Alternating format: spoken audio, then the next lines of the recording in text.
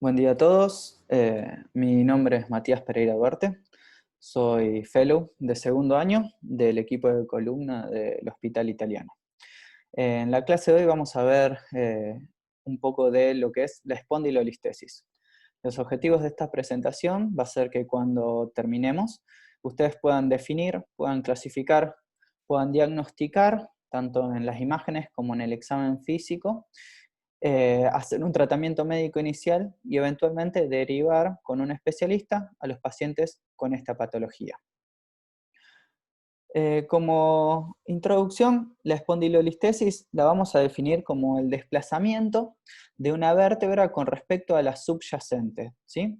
Esto es importante porque el desplazamiento de la vértebra de arriba es la que indica el nombre de la listesis, porque puede ser una anterolistesis, una laterolistesis, una retrolistesis o una olistesis, que es un desplazamiento multidireccional, puede ser lateral, anterior, posterior, ¿sí? Muy común en lo que son las escoliosis degenerativas.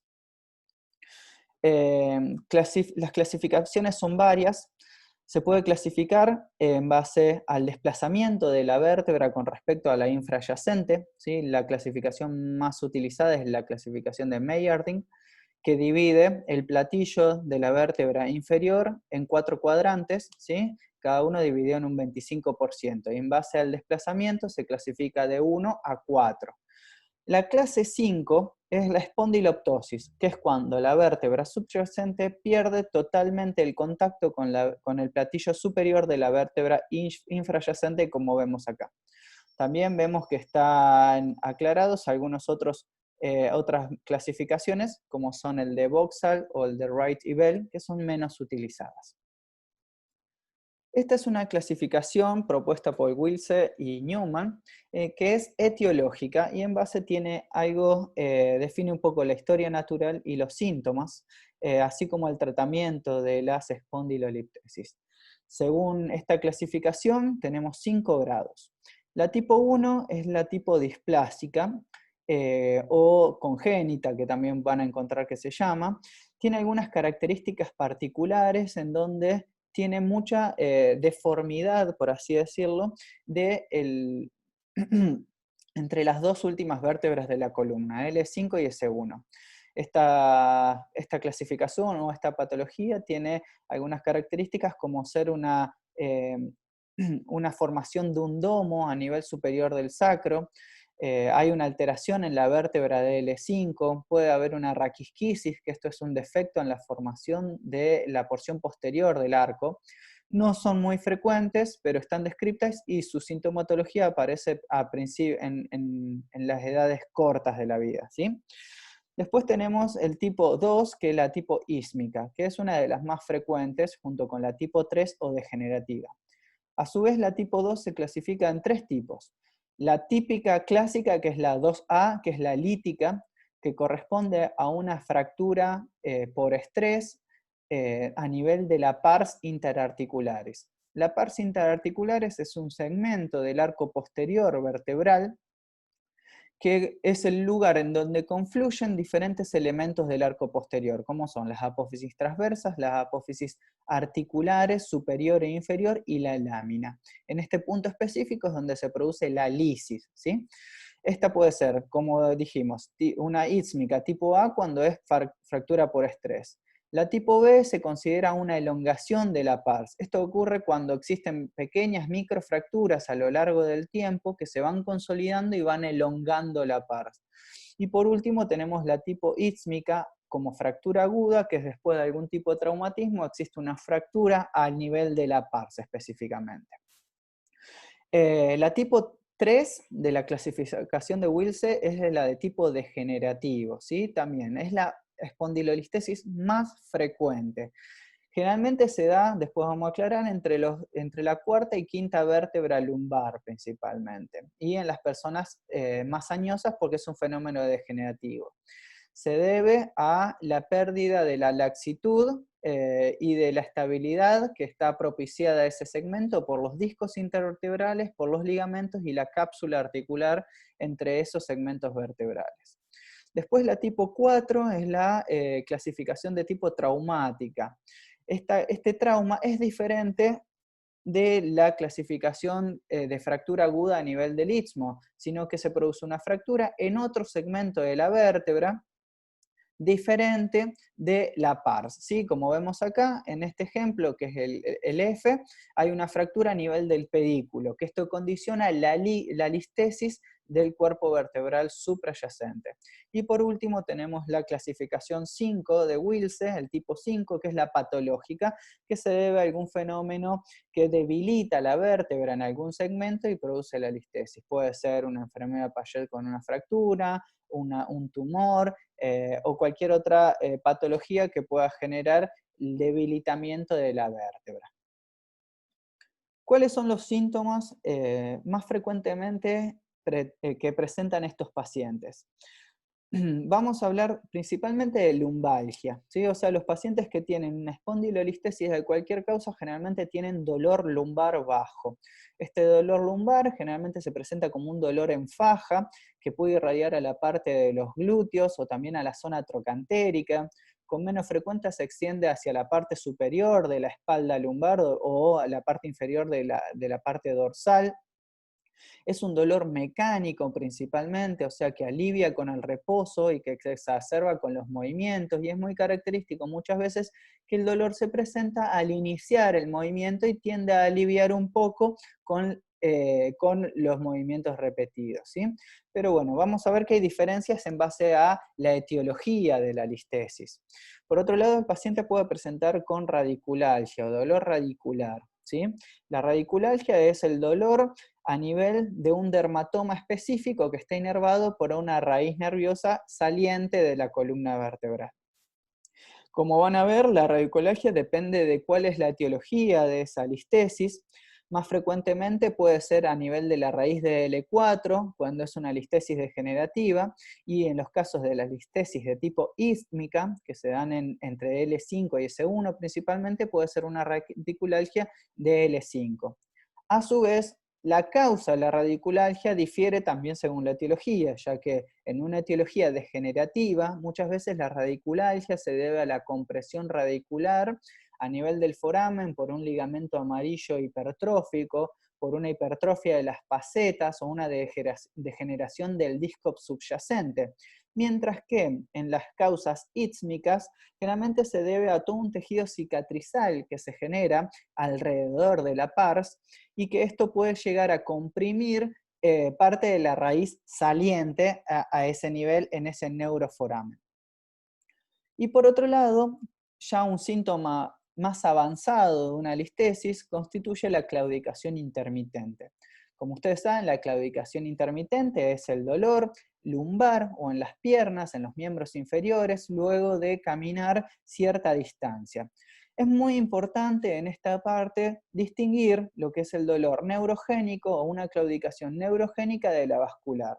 A modo de resumen, ya que lo van a ver en otra clase, en este presente curso, vamos a ver de que el dolor neurogénico generalmente es un dolor de localización proximal, lumbar y en la zona glútea y trocantérica, como habíamos dicho, mientras que en la parte vascular o isquémica generalmente es distal y en las pantorrillas.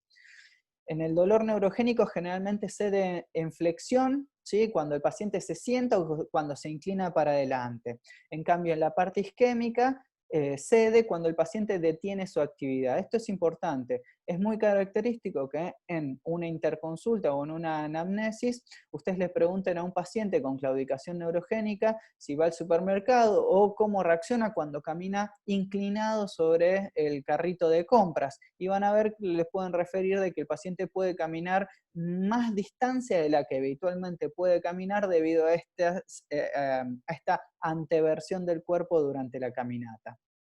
Generalmente la claudicación neurogénica se refiere como una pesadez o una debilidad en los miembros inferiores, mientras que la parte de isquemia o vascular como calambres mejora o no es tan manifiesta cuando el paciente sube un plano inclinado. Esto se debe a que el paciente tiene que inclinarse para adelante y al inclinarse para adelante aumentaría el diámetro del canal raquídeo, permitiendo de que los nervios sufran menos, por ende disminuye la sintomatología. En cambio, los pacientes que suben una pendiente y tienen una causa vascular, aumenta el dolor.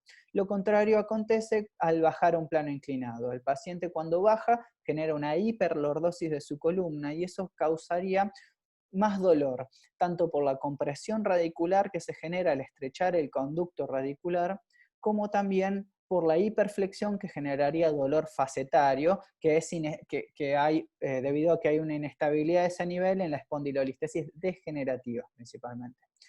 Los pulsos periféricos es importante evaluarlos en estos pacientes, ya que van a estar disminuidos en los pacientes que tengan una causa vascular. También la piel y las faneras, hay que buscar alteraciones tróficas presentes en los pacientes que tienen una claudicación vascular.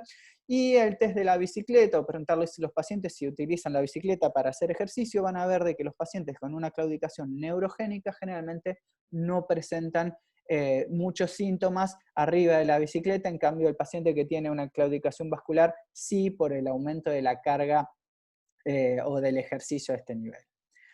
En el examen físico es importante evaluar a los pacientes en su contexto, con poca ropa. Evaluarlos, primero les hacemos una evaluación del balance, cómo se sienten cómodos ellos parados. Vean acá el ejemplo, ¿sí?, de una paciente que requiere una inclinación hacia adelante para sentirse cómoda. Es importante tener esto en cuenta porque lo vamos a considerar y lo vamos a contraponer con los estudios por imágenes.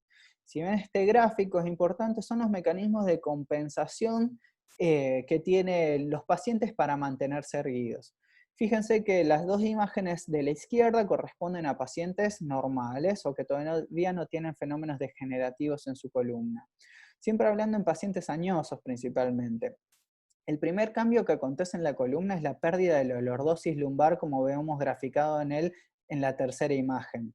Posteriormente empiezan a aparecer mecanismos compensatorios para que la línea de la plomada, que es aquella que va desde el conducto auditivo externo y tiene que pasar entre las caderas y el sacro, se mantenga en eje, que esos mecanismos constituyen principalmente la hiposifosis dorsal o también la anteversión de la pelvis. Cuando estos mecanismos ya no son suficientes, empieza a jugar un papel lo que es la flexión de las caderas y de las rodillas, como ven en la cuarta imagen, hasta que los mecanismos compensadores son vencidos, ¿sí?, y el paciente entra en desbalance. Por lo tanto, la línea de la plomada cae por delante, muy por delante de lo que es la línea de las caderas. Esto condiciona un gran dolor para el paciente, principalmente digo la fatiga muscular que se genera al intentar mantener una postura erguida o una mirada hacia el horizonte. Dentro del examen físico también evaluamos la movilidad de las caderas, la marcha, como habíamos dicho previamente. Es importante detectar qué tipo de marcha tiene el paciente, si es una marcha antálgica, si tiene un Trendelenburg, pensando en una debilidad o una claudicación por el dolor en la cadera. Quizá puede tener un Trendelenburg por una debilidad en el glúteo medio, puede ser causado por una radiculopatía de L5. También hay que ver si tiene una marcha espástica. Esto puede alterar o puede señalar algún tipo de alteración a nivel cervical. La movilidad de la columna es muy importante, ¿sí? Las rotaciones, como ven en el primer ejemplo, la flexión lateral o en la flexión posterior o la extensión de la columna, esto es importante. Generalmente el paciente que tiene una espondilolistesis tiene un dolor posterior o aumento del dolor cuando se inclina hacia atrás. Eso genera una hiperpresión en las facetas y un estrechamiento del canal estrecho que puede llegar a tener, y eso genera dolor a ese nivel, mientras que alivia con la flexión frontal del paciente. Es importante revisar los reflejos, esto lo vamos a pasar rápido porque hay una clase específica de examen físico. Tener en cuenta que una hiporreflexia hace mención a un síntoma de una motoneurona inferior, mientras que una hiperreflexia pueda hacer sospechar síntomas de motoneurona superior, como por ejemplo nuestra especialidad, que es el canal estrecho cervical. La fuerza muscular hay que tenerla en cuenta, más que nada para ver simétrica o asimétrica y cuáles son las raíces nerviosas potencialmente comprometidas. Y ya vamos a la parte de pedirle estudios a los pacientes. Obviamente el estudio inicial para todos los pacientes en su columna lumbosacra principalmente son las radiografías de frente y de perfil, ¿sí? Donde podemos llegar a detectar diferentes tipos de anomalías. Principalmente el diagnóstico lo hacemos cuando vemos un desplazamiento de un cuerpo vertebral con respecto al inferior, como ocurre acá en este nivel, en L4, L5. Si ven más detenidamente, también existe un desplazamiento, ¿sí?, del cuerpo superior de L1 con respecto al de L2 a nivel superior. Fíjense que aquí existe un escalón si seguimos la cortical posterior de estas vértebras. Como estudio complementario también podemos pedir radiografías dinámicas en flexo-extensión. Esto es muy importante para nosotros, los especialistas, principalmente para detectar signos de inestabilidad a nivel de la columna, ya que esta inestabilidad radiográfica puede llegar a tener algún tipo de correlación con el dolor que presenta el paciente o con los síntomas del paciente. Como ven, nosotros vemos tanto el desplazamiento anterior o no del cuerpo vertebral que estamos midiendo, como la angulación del disco vertebral, ¿sí? Se considera que un desplazamiento mayor a 4 milímetros o una angulación o una diferencia de angulación mayor a 10 grados son indicadores de inestabilidad segmentaria. También podemos llegar a ver signos como este, que es una distracción o una diastasis de las facetas articulares, como habíamos visto en el cuerpo de arriba donde existe una retrolistesis, ¿sí?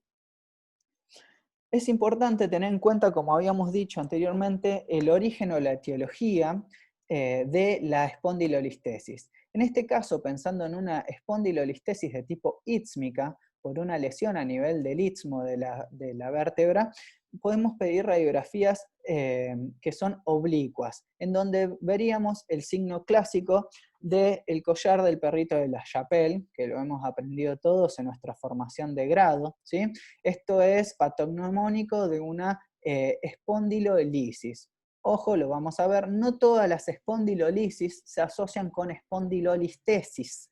La listesis es el desplazamiento, la lisis es la fractura de ese nivel. Ya signos muchos más avanzados, podemos ver acá el sombrero de Napoleón. Esto se debe a, en los grados de espondilolistesis, tipo 3 o 4, que son de alto grado, y espondiloptosis, cuando existe la visualización en el frente de la columna del cuerpo vertebral como si fuese un corte axial en una tomografía. Si ven este ejemplo de arriba o acá en esta imagen, como las vértebras con sus apófisis transversas semejan o simulan el sombrero invertido de Napoleón. Signos raros de ver, pero que está descrito.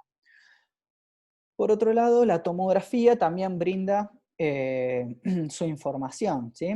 Permite detectar la lisis, es muy específica cuando tenemos sospecha en las radiografías para detectar la lisis, porque a veces no es bilateral, sino que es unilateral.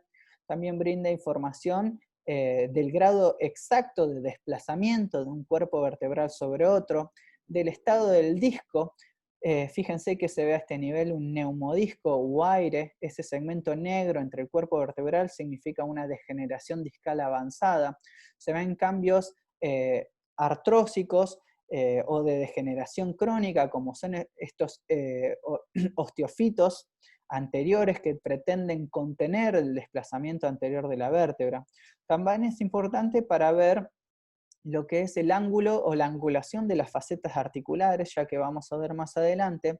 Mientras las facetas articulares se localicen en una posición más sagital, o sea, más vertical en este sentido, el riesgo de progresión es mayor. ¿Por qué? Porque las facetas actúan como una traba, ¿sí? Mientras más horizontal sea una faceta, tiene mejores propiedades mecánicas de contener ese desplazamiento. Cabe aclarar acá de que muchas veces las espondilolistesis de tipo degenerativo no progresan más allá del grado 2, o sea, más de un 50% de desplazamiento, porque existe esta traba. En cambio, en la espondilolistesis de tipo ísmica son los que pueden alcanzar el mayor grado de desplazamiento debido a que la comunicación entre el arco posterior y el cuerpo vertebral anterior a nivel de la pars está roto, y esto deja al disco intervertebral como único mecanismo de contención de ese desplazamiento anterior vertebral. Por otra parte, hay muchas veces en donde los pacientes no se pueden hacer una resonancia, entonces está indicado hacer una mielotomografía o una mielografía que puede brindar datos del canal raquídeo y además es un estudio dinámico, o sea que podemos estudiar al paciente bajo el intensificador de imágenes y ver cómo responde su canal o su estenosis a nivel raquídeo en diferentes posiciones. Pero obviamente el estudio de elección en una columna es la resonancia magnética. Generalmente la pedimos sin contraste. Y vemos acá, nos permite identificar más que nada las partes blandas. Vamos a diagnosticar el desplazamiento y el grado de desplazamiento. Fíjense acá, el, fíjense acá el nivel de la espondiloptosis en este ejemplo y la listesis grado 1, 4, 5 a nivel en las imágenes del lado derecho. Importante remarcar acá que generalmente, como les había dicho antes, al no existir una continuidad entre el cuerpo vertebral y la parte posterior de la vértebra, las espondilolistesis de causa ísmica no cursan generalmente con síntomas de canal estrecho. Fíjense el amplio canal radicular que presenta este paciente. En cambio, en la espondilolistesis degenerativas, donde existe un desplazamiento en conjunto de toda la vértebra, si ustedes ven la imagen, hace esto. Entonces, el trayecto inicial o el canal raquídeo se ve estenosado porque es toda la vértebra que avanza y genera la estenosis junto con la artrosis facetaria, el buckling o el abultamiento del ligamento amarillo y su hipertrofia, o también algún tipo de compresión por los discos degenerados y la protrusión de los mismos hacia posterior.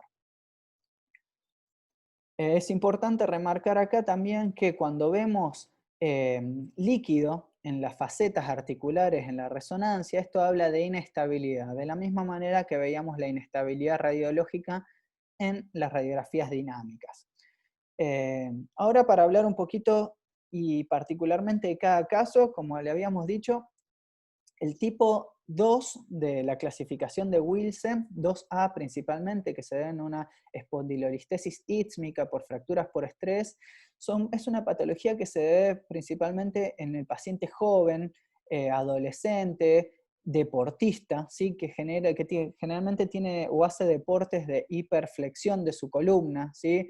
Rugby, por ejemplo, atletismo, levantamiento de pesas, remo, vóley, ¿sí? Vóley cuando remata generalmente, estos mecanismos de hiperextensión de la columna genera un mecanismo por el cual mucha carga se transmite a la zona de la pars y esto genera microfracturas que a veces no consolidan y generan la lisis.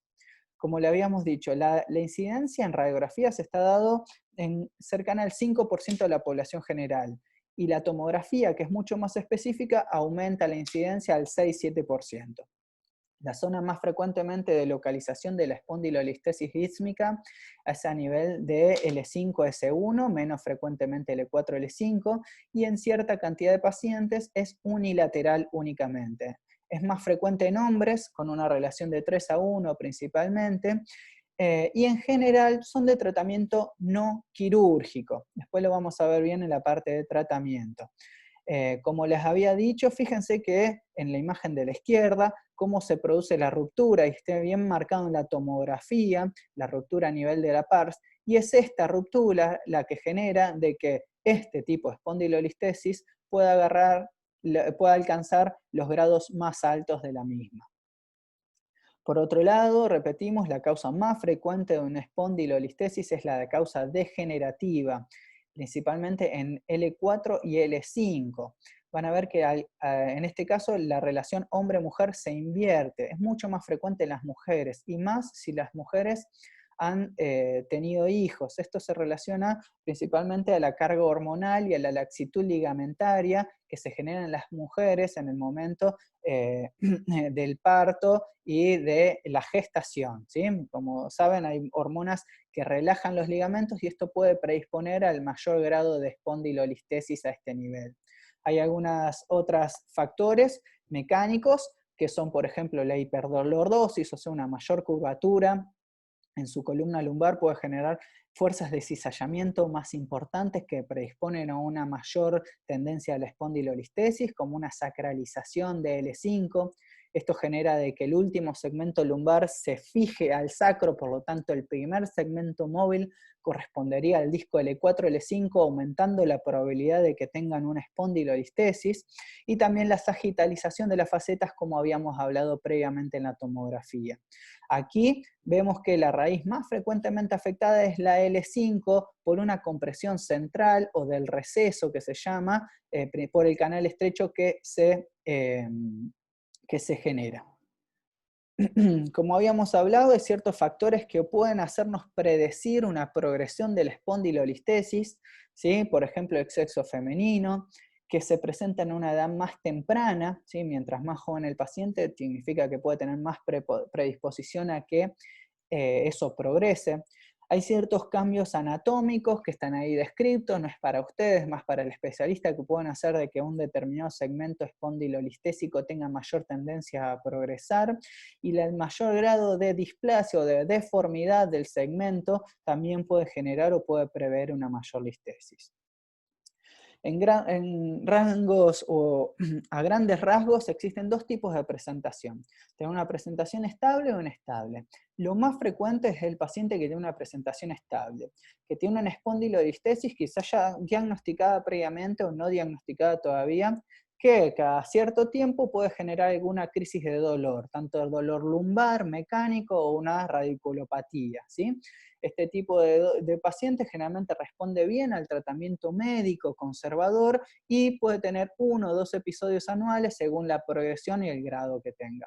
Por otro lado están los pacientes que tengan una inestabilidad y tienen una evolución progresiva. Son los pacientes en quienes hay signos manifiestos en su columna de una progresión o que tienen mayor riesgo de progresión y que el tratamiento médico no es fructífero. En términos generales también sabemos que, y está descrito, de que la mayoría de los pacientes con una espondilolistesis degenerativa y sintomática, que no tengan síntomas neurológicos, tanto de planar estrecho como de radiculopatía, generalmente tienen buenos resultados con tratamiento conservador. En cambio, aquellos que tienen síntomas neurológicos son más proclives a desarrollar un deterioro funcional con el tiempo. A medida que la degeneración progresa, el cuerpo lo que va haciendo, ¿sí? Va a tratar de estabilizar esa columna, ¿sí? Va a ir disminuyendo la altura del disco vertebral, va a generar osteofitos, ¿sí? Y eso va a tender a que la columna se estabilice por sí mismo. Entonces, mientras más bajo es el nivel del disco vertebral o más cantidad de osteofitos tenga, generalmente pueden tener una mejor respuesta a los analgésicos. O al tratamiento conservador. Y es importante saber de que la progresión de los síntomas, ¿sí? No se correlaciona con la progresión del desplazamiento.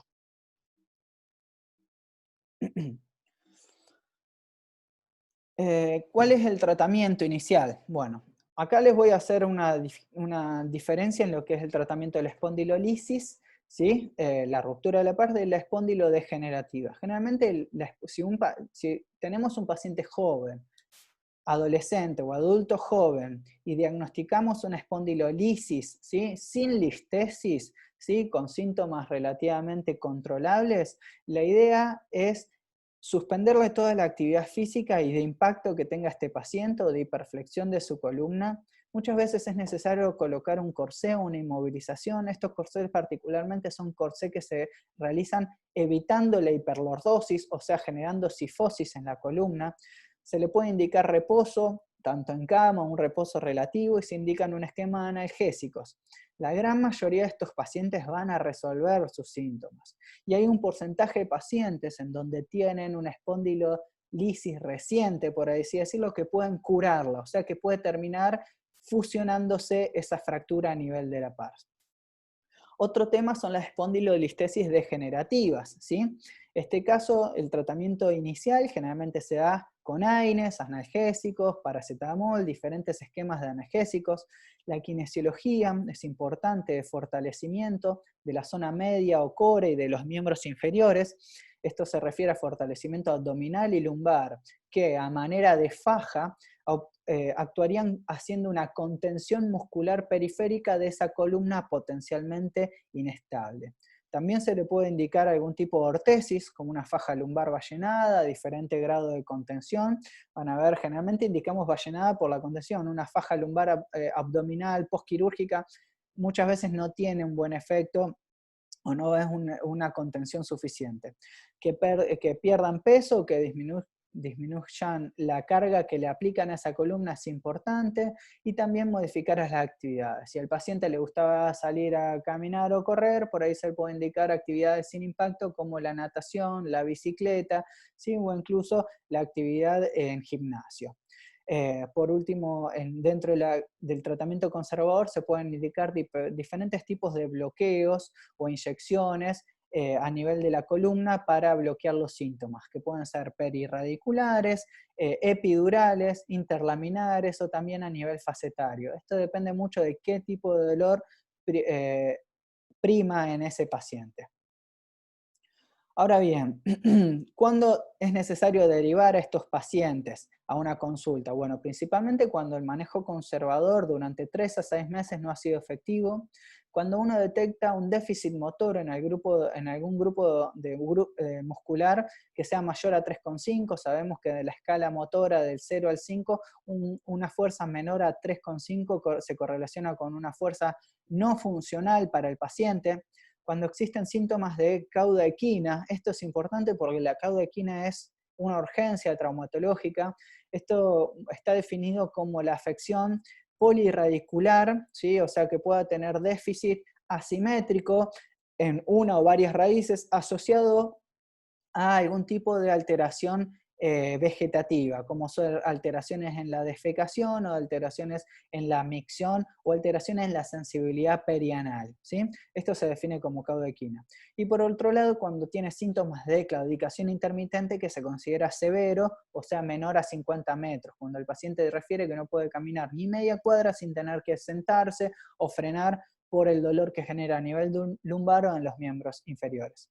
Por otro lado, el tratamiento quirúrgico que nosotros le podríamos ofrecer varía en base a los síntomas del paciente y al paciente en sí. No es lo mismo los síntomas de un paciente joven de 20, 30 años con una espondilolistesis de alto grado, con síntomas neurológicos o con dolor lumbar únicamente, que un paciente añoso con múltiples comorbilidades, con una deformidad en toda su columna, que tiene un dolor mecánico principalmente. Uno tiene que evaluar mucho qué tipo de dolor tiene o qué tipo de síntomas tiene para poder indicarle un tratamiento, el cual básicamente consiste en la alineación, la fijación y la descompresión, que pueden hacerse de diferentes formas a nivel de la columna lumbar principalmente. Este es un caso, le voy a traer un caso de una paciente de 25 años con diagnóstico de una espondiloptosis sísmica. La paciente consultaba principalmente por un dolor lumbar que era intolerable después de muchos años de tratamiento médico y kinésico. Como ven acá, es muy marcada, muy clásica esta deformidad, que es como un escalón que se produce a nivel medio de la espalda. Fíjense en la flexión de la paciente, cómo esto se marca. Vemos acá, más en una imagen aumentada, cómo se produce. Las imágenes de frente y perfil, donde vemos la espondiloptosis, o sea, un desplazamiento mayor al 100% de una vértebra sobre otra. Vemos el signo de Napoleón, como vemos acá, un corte axial básicamente en el frente de la columna, ¿sí? Tenemos las radiografías dinámicas, donde no se observa otro tipo de inestabilidad en otro segmento de la columna, y el espinograma, que para nosotros es muy importante al momento de definir qué tipo de cirugía y cuál es la corrección que tenemos que lograr. Vemos que acá el segmento degenerado principalmente es L5-S1, donde está la espondiloptosis, mientras que tenemos un buen disco justo por encima de la fusión, Y también vemos que a este nivel no existe una compresión radicular, ¿sí? La paciente no tenía síntomas radiculares, era una lumbalgia mecánica. Vemos acá que no hay una compresión a nivel del canal raquídeo tampoco. Por lo tanto, en esta paciente lo que se realizó fue una reducción, o sea, intentar corregir esa cifosis del segmento lumbosacro y una estabilización de L4-S1. Bueno, hay muchas implicancias de por qué se realiza esto, por qué se toma también, hay un tornillo que se dirige al alerón sacro. Esto está evidenciado en los estudios biomecánicos de las tasas de fusión y de falla de implante cuando se trata de corregir estos que son espondilolistesis de altos grados. Por otro lado, acá tenemos una paciente de 69 años, ¿sí? En donde tiene el antecedente de haber realizado una descompresión L5-S1, fíjense el pinzamiento que existe entre la quinta vértebra lumbar y S1 hace muchos años. Evidentemente el proceso degenerativo en este nivel avanzó hasta el punto de autocontenerse, ¿sí? Su columna naturalmente contuvo el desplazamiento, la movilidad, y eso está fijo en este momento, y tenemos una espondilolistesis grado 1/2 entre L4 y L5. En el espinograma vemos un paciente que tiene un balance coronal y sagital adecuados, y en las radiografías de flexoextensión no se evidencia una inestabilidad muy marcada, ¿sí? O sea que no hay una angulación mayor de 10 grados en el disco comprometido, como un desplazamiento mayor a 4 milímetros entre el platillo posterior de cada vértebra. Fíjense que no hay nada de movimiento tampoco en el espacio L5-S1. Vemos acá la resonancia, donde se ve parte de un canal estrecho que se genera a nivel radicular, en parte por el ligamento amarillo hipertrófico y una protrusión discal a nivel L4-L5 que generaba síntomas, ¿sí? Vemos acá los cortes en T1 y en STIR, donde se ponen evidencias de la discopatía de los dos últimos niveles y cómo tiene unos buenos discos hidratados y de buena altura a nivel superior. Esto es lo que yo le decía antes. Esta es la faceta articular, que son relativamente horizontales. Del lado izquierdo podemos ver, del lado derecho es un poco más sagital, pero hay líquido, hay una lámina de líquido en esta faceta y eso es un indicador de inestabilidad segmentaria potencial. A su vez, la tomografía nos evidencia grados de autoestabilización de esta columna L5-C1 con una discopatía, pero con mucho osteofito. Este segmento está fijo, mientras que vemos aire en el disco alto a nivel L4-L5. Que tenga el disco alto y aire y en esta discopatía significa que todavía tiene mucho por avanzar o de progresar ese disco y que tiene grandes chances de presentar algún desplazamiento adicional. Vemos acá los cortes axiales, como vemos una distracción, acá estas son las facetas que se llenan de líquido, fíjense que incluso hay aire en la faceta, eso es indicador de inestabilidad segmentaria. En este caso se le propuso una descompresión y una fijación segmentaria 4-5, ya que el disco de abajo estaba gastado, pero está fijo, ¿sí? Bueno, muchas gracias.